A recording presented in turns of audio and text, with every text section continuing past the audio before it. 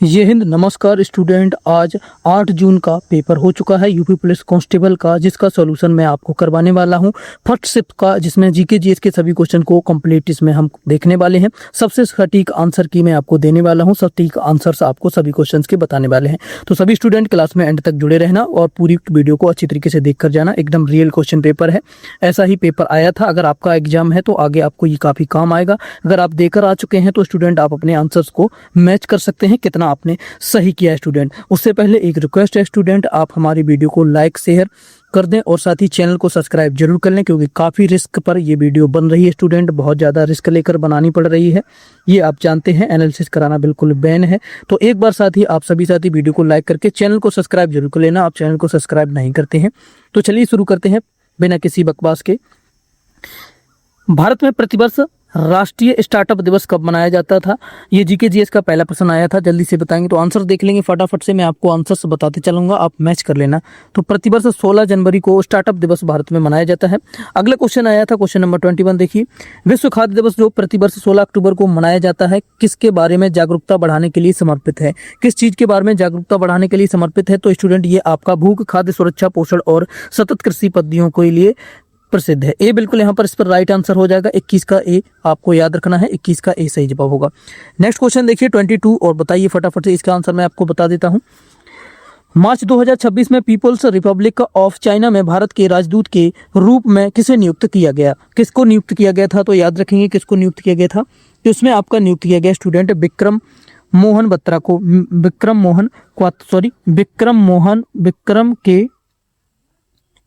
विक्रम के धीरज स्वामी को किया गया था। सी यहाँ पर राइट आंसर होगा, इसका सी बिल्कुल सही जवाब होगा। 22 का सी आप मैच कर लेना। आगे देखिए स्टूडेंट, कौन सा वैज्ञानिक सिद्धांत यह समझाता है कि कंपास की सुई उत्तर की ओर क्यों इशारा करती है? उत्तर के ओर जो है क्यों इशारा करती है, कौन सा सिद्धांत ये बताता है? तो ये स्टूडेंट आपको याद रखेंगे पृथ्वी का चुंबकीय क्षेत्र का सिद्धांत बताता है। ए बिल्कुल इसमें सही जवाब होगा। 23 का ए बिल्कुल राइट आंसर होगा स्टूडेंट। पेपर जो है एकदम अच्छे लेवल का है स्टूडेंट। आगे की वीडियो में स्टूडेंट हम हिंदी के क्वेश्चन भी कराएंगे, तो वो वीडियो भी आप जरूर देख लेना। पूरा पेपर सॉल्व करा देंगे, चारों सब्जेक्ट है। पौधे के हरे रंग के लिए कौन सा वर्णक जिम्मेदार है? पौधे के जो हरे रंग के लिए कौन सा वर्णक जिम्मेदार होता है? तो याद रखेंगे क्लोरोफिल जिम्मेदार होता है। ए बिल्कुल सही जवाब होगा। 24 का ए सही जवाब होगा। आगे देखिए क्वेश्चन नंबर 25।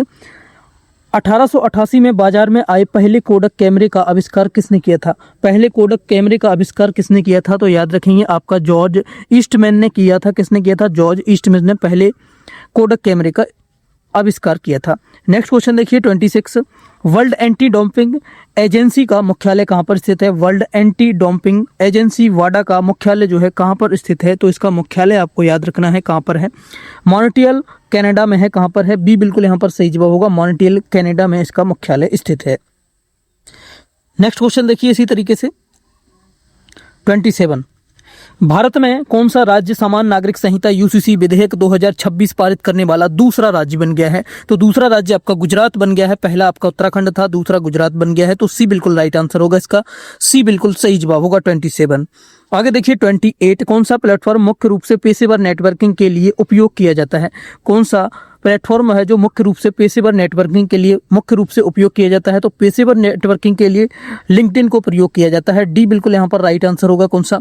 डी बिल्कुल सही जवाब होगा। 28 का डी होगा।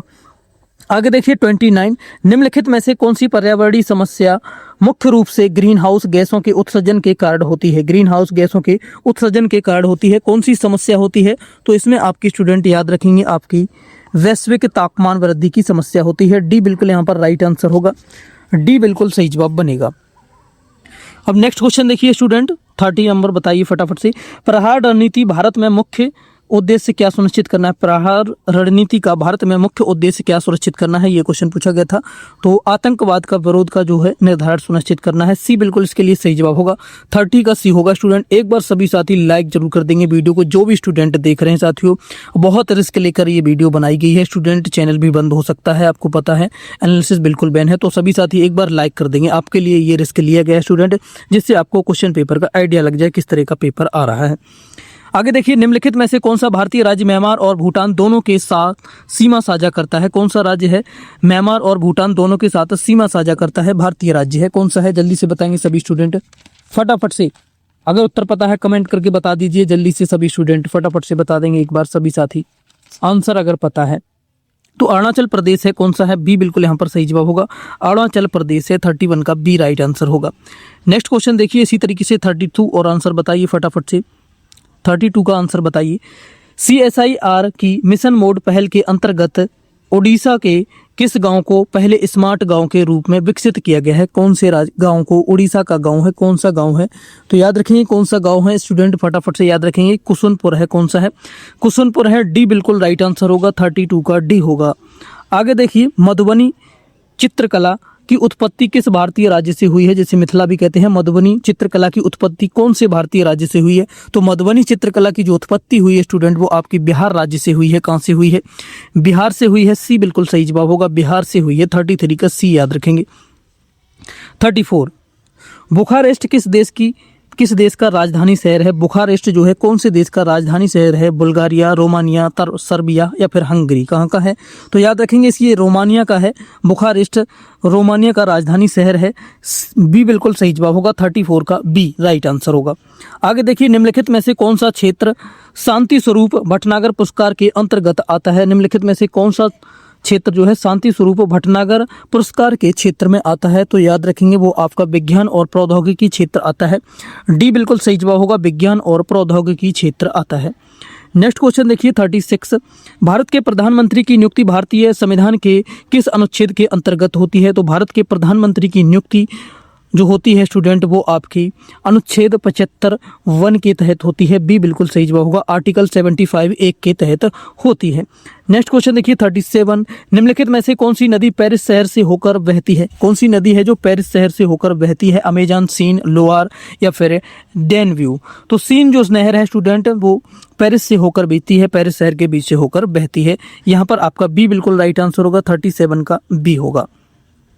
आगे चलिए 38 और देखिए फटाफट से आंसर बताइए। भारत में विदेशी व्यापार को कौन सा संगठन नियंत्रित करता है? भारत में विदेशी व्यापार जो किया जाता है भारत से, उसे कौन सा संगठन है, कौन सा वो है जो उसे नियंत्रित करता है? तो याद रखेंगे उसे DGFT जो है नियंत्रित करता है, सी बिल्कुल राइट आंसर होगा, 38 का सी होगा।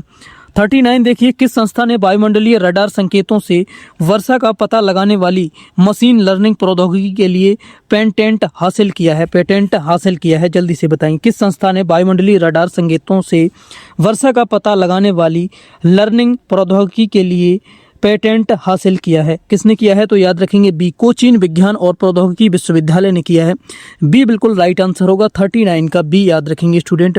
आगे चलिए फटाफट से, फिर से एक रिक्वेस्ट है स्टूडेंट, वीडियो को लाइक कर दीजिए और एक अच्छा सा कमेंट जरूर छोड़ दीजिए स्टूडेंट, आप कितना करके आए हैं और अगर आपका आगे एग्जाम है देने जा रहे हैं तो आप कितना इसमें कर सकते हैं, क्लास के एंड में कमेंट करके जरूर जाना स्कोर। देखिए क्वेश्चन नंबर 40 पद्म भूषण 2026 के कौन से प्राप्तकर्ता सार्वजनिक मामले से जुड़े हैं और उत्तराखंड से संबंध रखते हैं, और उत्तराखंड से संबंध रखते हैं? कौन से प्राप्तकर्ता सार्वजनिक मामले से जुड़े हैं, जल्दी से बताएंगे। पद्म भूषण 2026 से जुड़े हुए हैं, तो इसमें याद रखेंगे कौन जुड़े हैं? भगत सिंह कोश्यारी जुड़े हैं। कौन से? भगत सिंह कोश्यारी, बी बिल्कुल सही जवाब होगा, बी राइट आंसर होगा, 40 का बी याद रखेंगे स्टूडेंट। आगे देखिए 41 फटाफट से मिलाते चलिएगा अपने क्वेश्चंस को। अक्टूबर 2025 तक जीएसटी परिषद द्वारा निर्धारित भारत में सबसे ऊंचा जीएसटी स्लैब दर क्या है, यानी कि सबसे ऊंची दर क्या है भारत में जीएसटी की 2025 तक?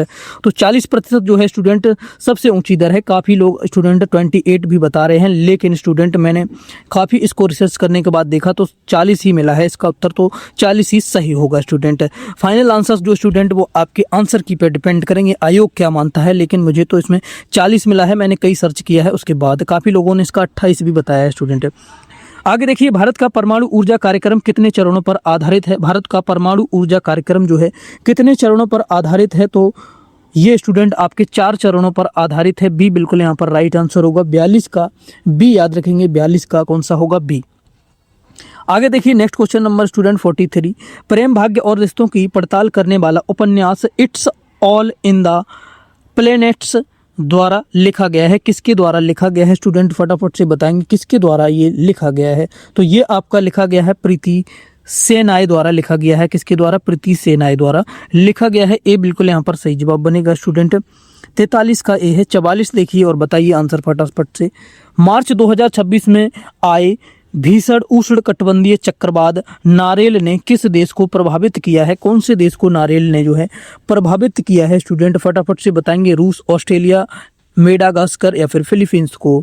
तो इसने जो प्रभावित किया है स्टूडेंट, इसने आपका ऑस्ट्रेलिया को प्रभावित किया है। बी बिल्कुल राइट आंसर होगा, ऑस्ट्रेलिया ने प्रभावित किया है। 44 का बी याद रखेंगे। आगे चलिए 45 देखिए। कंबर झील भारत के किस राज्य में स्थित है? कंबर झील जो है भारत के कौन से राज्य में स्थित है? तो कंबर झील बिहार, कर्नाटक, मध्य प्रदेश, पश्चिम बंगाल। तो कंबर झील जो है स्टूडेंट वो आपके भारत के कौन से राज्य में स्थित है? ये आपकी बिहार राज्य में स्थित है। कहाँ पर है? बिहार में है। ए बिल्कुल सही जवाब होगा, 45 का ए होगा। आगे देखिए 46। खेती निर्वाह से लेकर प्रकार तक भिन्न है। रिक्त स्थान में बताइए खेती निर्वाह से लेकर और किस तक प्रकार तक भिन्न है? किस प्रकार तक भिन्न है? तो ये स्टूडेंट खेती जो है वो आपकी निर्वाह से लेकर वाणिज्यिक तक जो है वाणिज्यिक प्रवाह तक भिन्न है। डी बिल्कुल राइट आंसर होगा, 46 का डी याद रखेंगे। 46 का डी। 47 पर चलिए जल्दी से।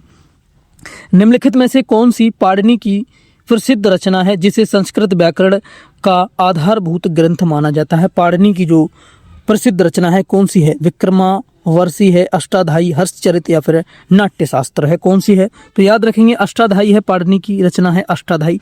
बी बिल्कुल सही जवाब होगा, 47 का बी है। 48 पर चलिए बताइए फटाफट से। प्रशासनिक और राज्य उद्देश्यों के लिए उत्तर प्रदेश के बलिया जिले में कितनी तहसीलें हैं?